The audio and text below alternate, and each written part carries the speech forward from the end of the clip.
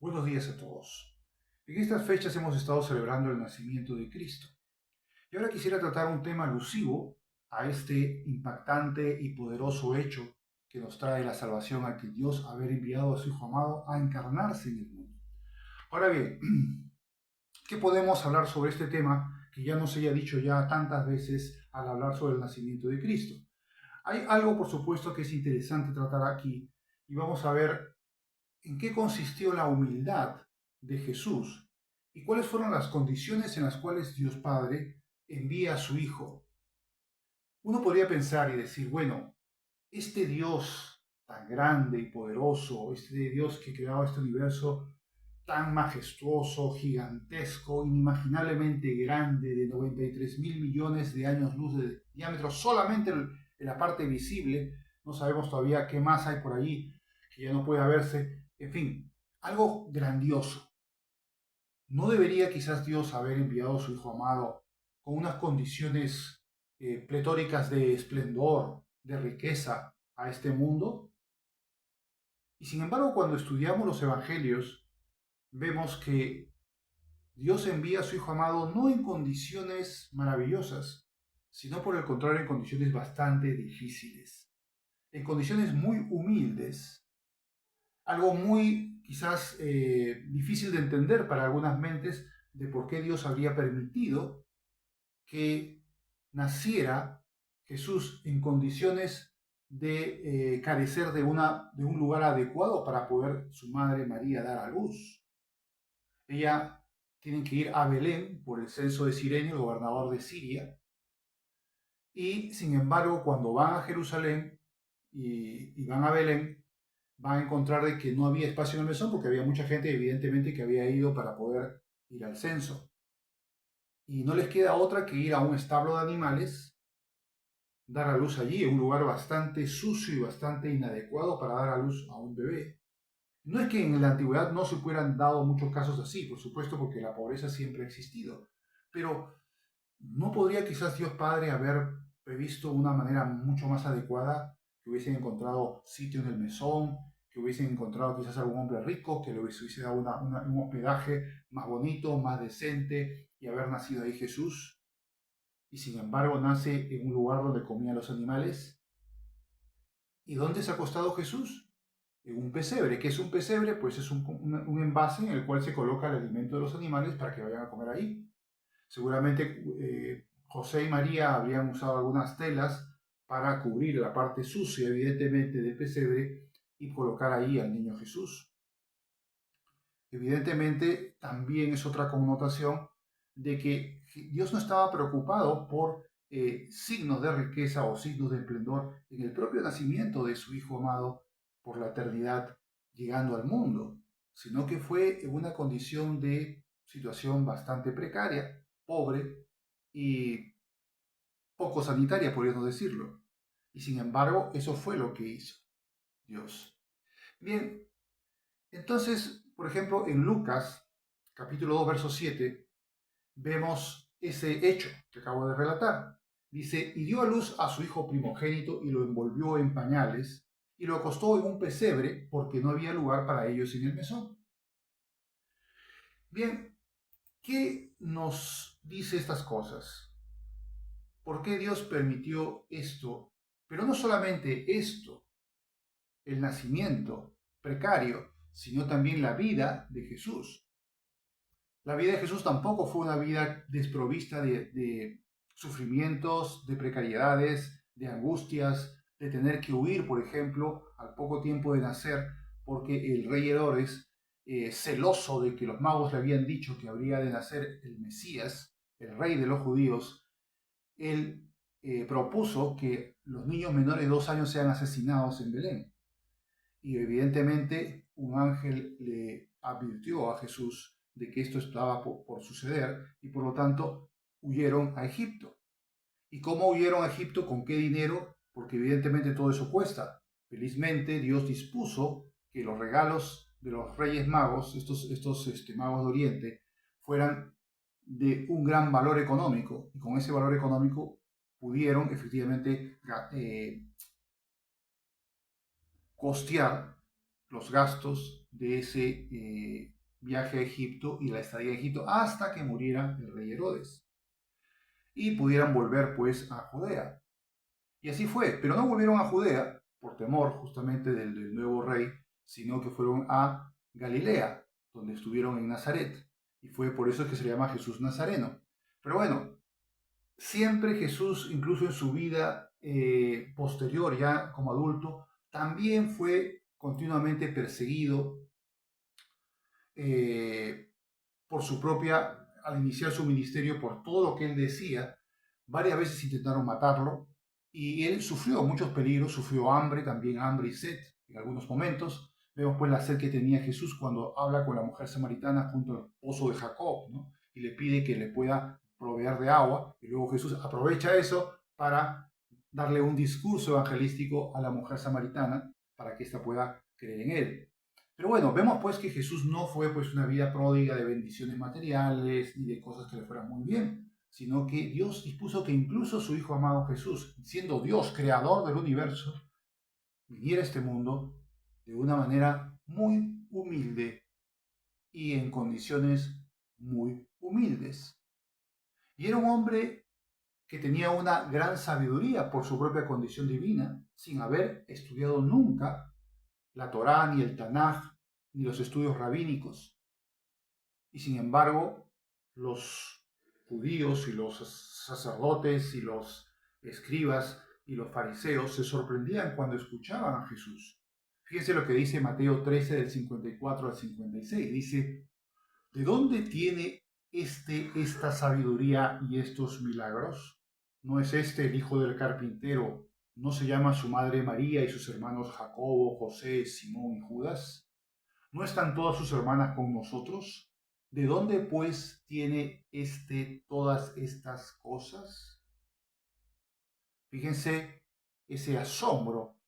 Él efectivamente lo habían visto desarrollarse como un carpintero en el taller de su padre José y no había pues hecho estudios para conocer la ley judía, como sí lo hacían los rabinos, como hacían los fariseos y los maestros de la ley. Y sin embargo, obviamente, como Dios, él sabía muchísimo más que todos ellos juntos. Pero bien, también cuando Jesús entra en Jerusalén, podría haber entrado pues como un general romano cuando se celebra el triunfo en Roma ante el emperador y entra con un estupendo corcel y en medio de un desfile. Pero no, aquí vemos que Jesús no entra con un corcel, con un caballo espléndido, sino más bien con un pollino de asna. Una forma muy humilde de entrar a Jerusalén. Y esto ya estaba, por supuesto, profetizado desde hace 18 siglos por el propio Jacob, cuando da esas profecías a sus hijos. Lo podemos ver en Génesis capítulo 49, verso del 10 al 11. Él dice, no será quitado el cetro de Judá, ni el legislador de entre sus pies, hasta que venga Silo. Está hablando del Mesías. Y a él se congregarán los pueblos, atando a la vid su pollino y a la cepa el hijo de su asna. Más adelante, siglos después, vamos a decir unos 14 siglos después, el profeta Zacarías dice en Zacarías 9:9, dice lo siguiente, alégrate mucho, hija de Sión, da voces de júbilo, hija de Jerusalén. He aquí tu rey vendrá a ti, justo y salvador, humilde y cabalgando sobre un asno, sobre un pollino de asna. Fíjense que el andar en un pollino de asna connota precisamente esa humildad de Jesús, que aquí lo dice específicamente Zacarías cuando dice, aquí tu rey vendrá a ti, justo y salvador. Él viene con un propósito de salvación, no de un liderazgo político como muchos judíos creían, un liberador de Roma. No, dice para impartir justicia y salvación. Pero además viene con otra característica importante, dice humilde. No va a ser un jerarca soberbio, prepotente, autoritario. No dice eso de Jesús. Dice que vendrá con humildad. Y eso es algo muy importante. Y ahora vamos a ver qué tiene que ver eso con nosotros. Vamos a ver pues otro pasaje donde se ve cómo Jesús, quien en la eternidad con el Padre había gozado de un esplendor divino, por amor a nosotros, tanto de Él como del propio Padre, para poder salvarnos, porque sabía que la humanidad, todo ser humano, es incompetente para poder ser salvo, para poder justificarse por sí mismo. Eso ya lo hemos visto varias veces. No es como decía Pelagio, que el hombre tiene la capacidad de cumplir toda la ley y guardar los mandamientos de Dios por su propio esfuerzo. Eso no es verdad. Ya lo hemos visto en varios pasajes de la Biblia, que eso no es posible. En Romanos se habla bastante de eso y bueno, no vamos ahora a reiterar esos argumentos, ya los hemos visto. Pero no es posible que el hombre sea capaz de hacerlo. Y para eso necesitaba a alguien que sí pudiera hacerlo, que pudiera pagar el precio, que pudiera morir por nosotros, un justo, un inocente, que pudiera pagar el precio por los pecadores. Era la forma de que se cumpliese la justicia de Dios y se pudiera al mismo tiempo salvar a una parte de la humanidad, esa parte que quiera pues aceptarle, recibirle, creer en él y así poderlos hacer salvos. Pero hay un descenso. Convertirse en un ser humano para Cristo fue una humillación también, porque tenía que dejar de lado su divinidad, su gran poder y su gran gloria, para convertirse en un ser humano débil, susceptible al dolor, al sufrimiento y a la muerte. Y eso realmente era algo bastante humillante y terrible. Y no solamente para convertirse en un ser humano, sino, como veremos más adelante, para morir de una forma espantosa. Ahora bien, vamos a ver lo que dice el Salmo 8, verso del 3 al 7, para que nos hable de esa humillación. Dice, cuando veo tus cielos, obra de tus dedos, la luna y las estrellas que tú formaste, digo, ¿qué es el hombre para que tengas de él memoria y el hijo del hombre para que lo visites? Le has hecho poco menor que los ángeles y lo coronaste de gloria y de honra. Le hiciste, señorear sobre las obras de tus manos, todo lo pusiste debajo de sus pies. Ahora, aquí hay que explicar bien este pasaje porque se puede malinterpretar entre la primera parte y la segunda parte. Vamos a ver. Lo primero que se nota en este salmo es la enorme perplejidad del salmista cuando dice, cuando veo tus cielos, la obra de tus dedos, la luna y las estrellas que tú formaste. Es decir, el esplendor maravilloso del universo. Ya en la antigüedad no se entendía, obviamente, cuál era la magnitud que hoy conocemos por la ciencia, de qué tan grande y maravilloso es el universo, pero ya con ver el cielo ya es suficiente para cualquier mortal de poder asombrarse y maravillarse de lo que Dios ha hecho. Ya es suficiente con ver las estrellas y ver el esplendor del espacio del cielo sideral. Eso ya es suficiente.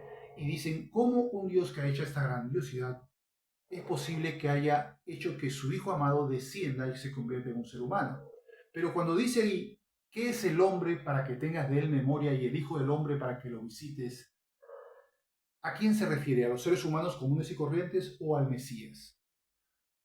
Realmente se refiere a los dos. Se refiere a los seres humanos y al Mesías que se va a convertir en un ser humano. Y se va a humillar de esa manera convirtiéndose en un ser humano. Y luego ya viene la segunda parte donde se clarifica este asunto de que se trata no de seres humanos, sino del propio Mesías que se convierte en un ser humano. Dice, lo has hecho un poco menor que los ángeles. Y es verdad, los ángeles están en una posición más alta en cuanto a poderes y capacidades que los seres humanos. Y sin embargo, a esa condición humana es que desciende Jesús al encarnarse. Dice luego, y esto ya no se aplica obviamente a los seres humanos, las últimas palabras de estos pasajes, cuando dice, y lo coronaste de gloria y de honra. No se refiere a ningún rey humano, se refiere a Jesús, al Mesías. Dice, lo hiciste señorear sobre las obras de tus manos, que también por supuesto eran las obras de las manos del propio Jesús, como creador del universo. Dice, todo lo pusiste debajo de sus pies. Todos los enemigos al final serán puestos bajo los pies de Jesús, porque Él tendrá la victoria final incluso sobre la propia muerte y el diablo y sus ángeles. Tendrá esa victoria final. Todo estará bajo sus pies. Nada quedará que esté rebelde al dominio de Jesucristo. Por tanto, vemos pues que allí había pues una humillación, y está hablando aquí de una humillación de Dios Hijo convirtiéndose en ser humano. Y en Hebreos capítulo 2, versos del 8 al 9, se explica con mayor claridad este asunto y que se refiere efectivamente a Jesús. Dice, porque en cuanto le sujetó todas las cosas, el Padre al Hijo, nada dejó que no sea sujeto a Él, pero todavía no vemos que todas las cosas le sean sujetas. Es cierto, todavía no lo estamos viendo, pero llegará el momento en que sucederá. Dice, pero vemos a aquel que fue hecho un poco menor que los ángeles, vemos igual, el Salmo 8, a Jesús coronado de gloria y de honra a causa del padecimiento de la muerte, para que por la gracia de Dios gustase la muerte por todos. Ahí podemos redondear pues todo lo que se acaba de explicar. Ahí el autor de Hebreos lo está diciendo con claridad. Dice, para que por la gracia de Dios gustase la muerte por todos. Pero una muerte expiatoria, porque si no hubiese sido pecador, hubiese muerto y ahí quedó todo. No hubiese resucitado. No, era una muerte expiatoria, y esa muerte expiatoria exigía como prueba de su victoria una resurrección, que es lo que finalmente sucedió con Jesús al morir en la cruz. Bien, vamos a continuar pues con otro pasaje que es el pasaje más importante de la meditación del día de hoy. Y es el que está en Filipenses capítulo 2. Y vamos a ver pues del verso 3 al 11. ¿Qué es lo que dice este pasaje? Voy a ponerlo también en dos partes. En la imagen van a ver una parte en letras blancas subrayadas y otra parte en letras amarillas. En letras amarillas vamos a ver la humillación de Jesús en toda su crueldad, en toda su crudeza, y lo que implica para nosotros. ¿Cómo es que Pablo usa este ejemplo de la humillación de Cristo para darle una aplicación espiritual que nos concierne a nosotros? Y ahí está el punto importante de lo que queremos meditar el día de hoy. Bien, vamos a ver qué es lo que nos dice pues este pasaje de Filipenses capítulo 2 del 3 al 11. Dice, nada hagáis por contienda o por vanagloria. Interesante, ¿no? Repito, nada hagáis por contienda, por fastidiar a otro, por perjudicar a otro, o por vanagloria, por lucimiento personal, es decir, para presentarte como superior ante los demás, ni para contender y fastidiar a otros, ni para presumir.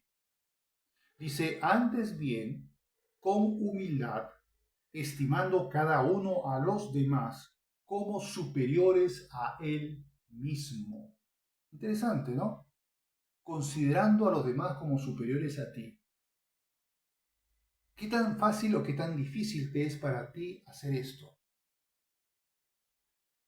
Si hay bastante arrogancia en el corazón, probablemente nos consideraremos superiores a los demás. Pero aquí se nos enseña que no debemos hacer así, no debemos ser arrogantes, sino más bien humildes. Aquí está enfatizando el aspecto de la necesidad de ser humildes. Y el humilde reconoce sus limitaciones. Reconoce que puede tener puntos buenos, puede tener dones que Dios le ha dado, pero también hay puntos malos y dones que Dios no te ha dado. Y por lo tanto, tenemos que bajar toda autoestima arrogante y ser humildes y reconocer que siempre, hasta la persona más que podamos aparentemente considerar inferior, en realidad tiene virtudes y capacidades que yo no tengo y que tú no tienes. Por tanto, nunca debemos ceder a la arrogancia en el corazón y practicar ese deporte tan pernicioso de la soberbia y de creerte que siempre eres superior, un complejo de superioridad. Ni el complejo de inferioridad, porque siempre tú tienes cosas que otros no tienen, buenas, ni el de superioridad, porque tú no tienes otras cosas que los demás sí tienen, pero tú no. Por lo tanto, nadie puede decir que tiene todos los dones, ni todas las capacidades, ni todas las virtudes. Y por lo tanto, no debemos de considerarlos a los demás como inferiores, sino más bien como superiores. Eso denota verdaderamente la humildad. Dice luego, no mirando cada uno por lo suyo propio, es decir, por mis intereses personales, sino cada cual también por lo de los otros. Estoy yo siempre maniobrando, tomando decisiones en base a mis propios intereses, a mis propias visiones de lo que debe de hacerse, o también tengo en cuenta lo que Dios quiere y tengo en cuenta lo que pueden querer los demás. Eso también es importante, porque puede ser que yo pase por completo por lo que a otros les interesa, y estoy hablando de cosas justas, cosas honorables, no estoy hablando de cosas malas, y sin embargo mi capricho se impone y yo quiero hacer lo que quiero hacer, no importa lo que piensen los demás, no importa sea qué es lo que el Espíritu Santo me pueda guiar a hacer, porque no me interesa lo que Dios quiera, sino me interesa lo que yo quiero. ¿Eso es correcto? Definitivamente no. Eso es algo pernicioso que el creyente no debe caer en estas actitudes. Dice, no mirando cada uno por lo suyo propio, por mi propio interés, sino cada cual también por los intereses de los otros, de los demás. Es muy importante que estas tres cosas estén bien claras en nuestra mente, en nuestro corazón. ¿Qué dice entonces en la segunda parte, la que está en amarillo, sobre el ejemplo de Jesús en su humillación? Fíjense cómo lo relata Pablo. Dice, haya pues en vosotros este sentir que hubo también en Cristo Jesús, el cual siendo en forma de Dios, no estimó el ser igual a Dios como cosa a que aferrarse. Podríamos decir que Jesús podría haberse aferrado a su condición divina, a su poder y su gloria, porque Él era en forma de Dios, porque Él era Dios, evidentemente. Pero dice, no estimó el ser igual a Dios. Y ahí lo dice con toda contundencia, por si acaso, para aquellos que dicen que Jesús no es Dios. Aquí claramente Pablo, y no es la única parte, hay muchos más versículos que se dice, capítulo 9 de Romanos también, en 1 Timoteo también. Entonces, vamos a ver que hay muchas partes, en 1 de Juan capítulo 1 también, el Evangelio de Juan capítulo 1, hay muchas partes en que se menciona que Jesús es Dios efectivamente. Y aquí lo está diciendo también, porque dice, no estimó ser igual a Dios como cosa a que aferrarse. Él no se aferró a su condición divina, sino que se humilló. Dice, no estimó el ser igual a Dios como cosa a que aferrarse, sino que se despojó a sí mismo. Despojarse es desprenderse de cosas importantes. Y se desprende de su condición de gloria celestial, tomando forma de siervo, no de un jerarca, no de un hombre prominente, sino de siervo, hecho semejante a los hombres. Y luego dice, y estando en la condición de hombre, se humilló a sí mismo. Él mismo se humilla. No es que Dios lo haya humillado, Él mismo se está humillando por amor a nosotros, para salvarnos, para proveernos el sacrificio que necesitaría cumplir la justicia divina para que podamos ser perdonados. Él lo hace por voluntad propia, por eso Él se humilló a sí mismo por amor a nosotros. ¿No podemos nosotros también, hermanos y hermanas, humillarnos a nosotros mismos por amor a los demás? Vamos a ir de arrogantes, de presumidos, de poseedores de la necesidad de que nos otorguen derechos y nos otorguen privilegios los demás. ¿Es esa la actitud? No. Dice, yo no estaré detrás de esas cosas, ni presunciones, ni de ninguna clase, simplemente por amor a los demás, para que los demás sean exaltados, aunque yo sea humillado, para que puedan ser aceptados, ser bendecidos, ser edificados espiritualmente y no sea yo el que piensa a recibir las prebendas de los demás. Yo tengo que tener esa misma actitud que tuvo Jesús. Si Jesús la tuvo, tú la tienes que tener y yo la tengo que tener. Bueno, y dice luego, y estando en la condición de hombre, se humilló a sí mismo, haciéndose obediente hasta el fin de semana, hasta el año siguiente. No, no, dice hasta la muerte. Jesús estuvo dispuesto y consciente toda su vida de que su final sería cruento y terrible, una muerte espantosa, y era una muerte que tenía que sufrir para darnos salvación. ¿No es esa una muestra de amor verdaderamente casi inimaginable? Y aún así someterse a esa humillación y a esa humildad de no presumir de su grandeza ni de su poder, porque él tenía poder para enviar a los ángeles y defenderlo en cualquier momento. Y él mismo lo dijo, y sin embargo jamás lo hizo, porque él tenía que cumplirlo a aquello a lo cual había venido este mundo. Y por lo tanto, él es sencillo, es humilde y se contiene totalmente de usar esa potestad que sí la tenía, incluso como hombre, era Dios, y podía verdaderamente, si hubiese querido, enviar ejércitos celestiales para poder defenderlo ante los peligros y más aún ante su arresto para llevarlo a la cruz. Pero no lo hizo por amor a nosotros. ¿Y qué pasó? ¿Qué hizo el Padre en relación a esto? ¿Se desentendió del tema? ¿Se olvidó? ¿Le dio una palmadita en el hombro? No. Aquí dice el fruto de la aflicción de la alma de Jesús, como dice el capítulo 53 de Isaías. Dice, por lo tanto, dice, por lo cual Dios también lo exaltó hasta lo sumo y le dio un nombre que es sobre todo nombre, para que en el nombre de Jesús se doble toda rodilla de los que están en los cielos y en la tierra y debajo de la tierra, y toda lengua confiese que Jesucristo es el Señor para gloria del Padre. Esto significa que todos los arrogantes, los necios de este mundo, que niegan a Dios, que son enemigos de Dios, que luchan contra Dios, que dicen que Él no existe, que tratan de convencer a los demás que Él no existe, que Jesús tampoco existió inclusive, o que era un charlatán, o un falso, o simplemente un loco, no importa, ya sea estén vivos o estén en el infierno. Toda lengua tendrá que reconocer que ese Jesús al cual rechazaron, al cual denostraron, al cual trataron de degradar lo más posible, ese Jesús es Dios. Y es el Señor para gloria de Dios Padre. Nadie, ningún ser, ni demoníaco, ni el Satanás mismo, ni ningún ser humano que rechaza a Dios va a dejar de arrodillarse y confesar que Jesucristo es el Señor. Eso va a suceder tarde o temprano, pero eso va a suceder. ¿Por qué? Porque Él es el Señor y Él merece toda la gloria, toda la honra y la majestad por los siglos de los siglos. Pues bien, entonces, ¿qué nos enseña esto?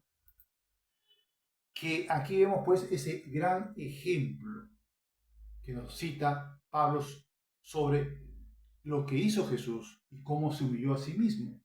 Por lo tanto, debemos entender que nuestras acciones deben ser guiadas no por contienda para fastidiar a otros, tampoco buscando nuestra competencia o para presumir ante los demás por vanagloria. No debemos tener esas pretensiones en el corazón. Eso no es de Dios. Eso es de la carne y es diabólico. No debemos caer en eso. Más aún, no solamente todo cristiano, sino también los que están en liderazgo, en cualquier ministerio que estén actuando, no deben caer en esto. Pablo tuvo a gente que efectivamente estuvo con esa actitud de corazón, que se suponía que eran cristianos, profesaban haber recibido a Cristo. Ojo, no estoy hablando de incrédulos, estoy hablando de gente que profesa ser cristiana. Y muchos de estos señores fueron grandes enemigos de Pablo e hicieron precisamente eso contra Pablo. Por supuesto que Pablo al final se ríe de eso, y ahora van a ver por qué, porque vamos a leer lo que dice, mejor para que vean lo que dice exactamente Filipenses capítulo 1, verso del 15 al 18. Y ahí nos da justamente el problema que él experimentó y al final cómo él le da vuelta a la tortilla. Dice, algunos a la verdad predican a Cristo por envidia y contienda. Qué vergüenza, ¿no? Predicar a Jesús por envidia y por contienda. Sin embargo, eso ocurría entonces, e incluso podríamos decir que también hoy ocurre. Y ha ocurrido a lo largo de la historia. Dice luego, pero otros de buena voluntad, los unos anuncian a Cristo por contención, no sinceramente. Fíjense lo que dice aquí, pensando añadir aflicción a mis prisiones. O sea, vemos pues a Pablo encarcelado, como diciendo, mira Pablo, aquí estoy yo predicando, tú estás en la cárcel y yo estoy aquí, y yo estoy haciendo lo que tú no puedes hacer porque estás encarcelado. Por envidia y por contención. ¿Y por qué envidia? Porque había mucha gente que cuestionaba la autoridad que Dios había conferido al apóstol Pablo para poder predicar el Evangelio, para poder fundar iglesias y dirigir iglesias. Y había gente que tenía el corazón tan asqueroso que contendían con él. Incluso había quienes decían que él no era un verdadero apóstol, y apóstol significa enviado por Jesús, y él fue efectivamente enviado por Jesús porque Jesús se le apareció a él y lo envió al ministerio. O sea que él sí era apóstol legítimamente, aunque no había estado con Jesús como los 12, pero lo era. Y sin embargo había gente que decía que no, Pablo no es. Fíjense que cómo es posible que muchas veces los enemigos del creyente no puedan estar en el mundo, sino en la misma iglesia, en la misma congregación de los creyentes, pueden haber enemigos contra un siervo de Dios. Y esto pasaba con Pablo. ¿Qué es lo que dice? Vamos a seguirlo diciendo. El pasaje, lo voy a repetir del verso 16. Los unos anuncian a Cristo por contención, no sinceramente, pensando añadir aflicción a mis prisiones. Pero los otros, los que sí lo hacen bien, por amor, sabiendo que estoy puesto para la defensa del Evangelio. Como diciendo, yo también, así como Pablo lo ha hecho, yo también voy a, con valentía, predicar el Evangelio. Y así fue. Y predicaban el Evangelio por amor, no por contención, no por envidia. Dice, sabiendo que estoy dispuesto para la defensa del Evangelio. ¿Qué pues? Que no obstante, de todas maneras, o por pretexto o por verdad, Cristo es anunciado. Y en esto me gozo y me gozaré aún. Es decir, que bueno, para Pablo, al fin y al cabo, aunque esta gente lo hiciera por envidia y por contención, a buena hora, porque por lo menos predicaba a Jesús. Eso también nos enseña que también se puede predicar a Jesús cuando el corazón de la persona que predica no está bien con Dios. O sea que no necesariamente todo aquel que está predicando el Evangelio está predicando con un buen corazón para Dios. Aquí nos está señalando con toda claridad que eso sucedió, y también lamentablemente al día de hoy también sucede. Por eso, sobre toda cosa guardada, guarda tu corazón porque de él mana la vida. El corazón es muy importante, más que el servicio a Dios. Fíjense lo que estoy diciendo. Porque si tu corazón no está bien con Dios, de nada sirve el activismo cristiano. Puedes tú ser usado por Dios inclusive en ese activismo. Por supuesto que sí, Dios te puede usar.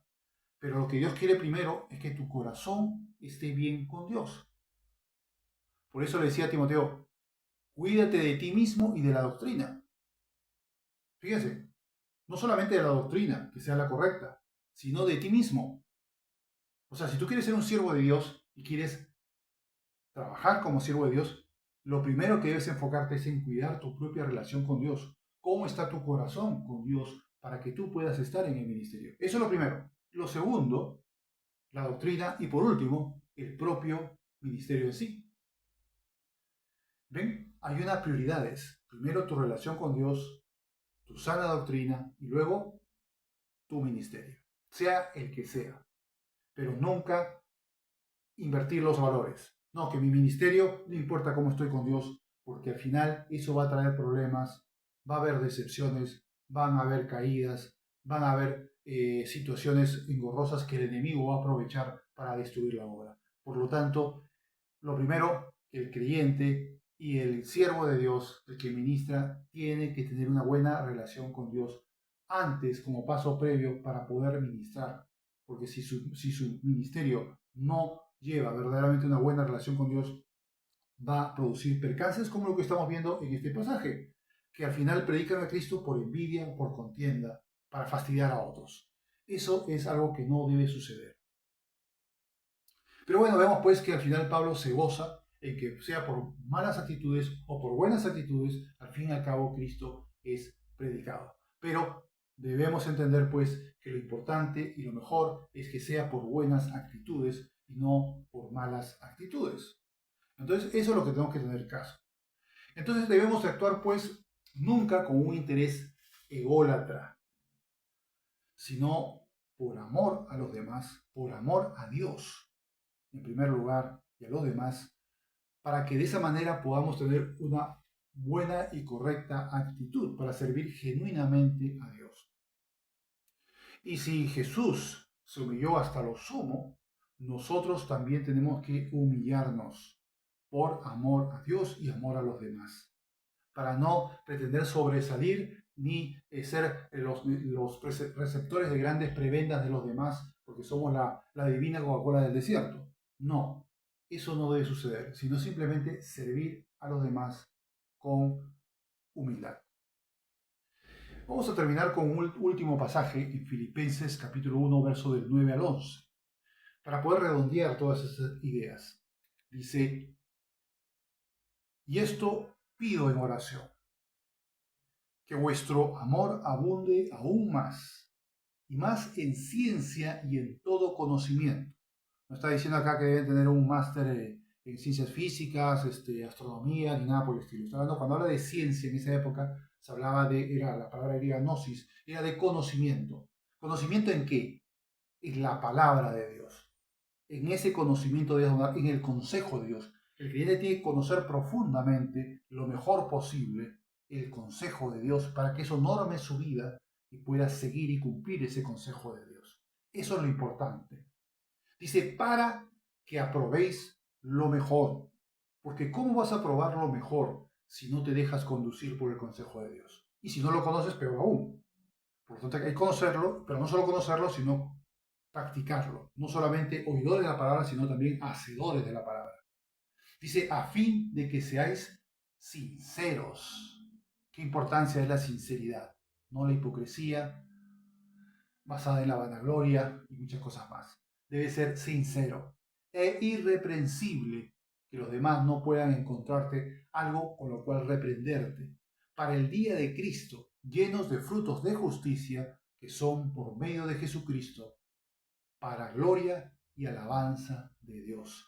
Tienen que haber frutos de justicia, de hacer lo correcto, por medio de Jesucristo, quien es que nos capacita para poder ejercer esos frutos de justicia. ¿Y esto para qué? Para la gloria y para la alabanza de Dios. Bien, hermanos, esto ha sido el mensaje por hoy. Muchas gracias por vuestra atención.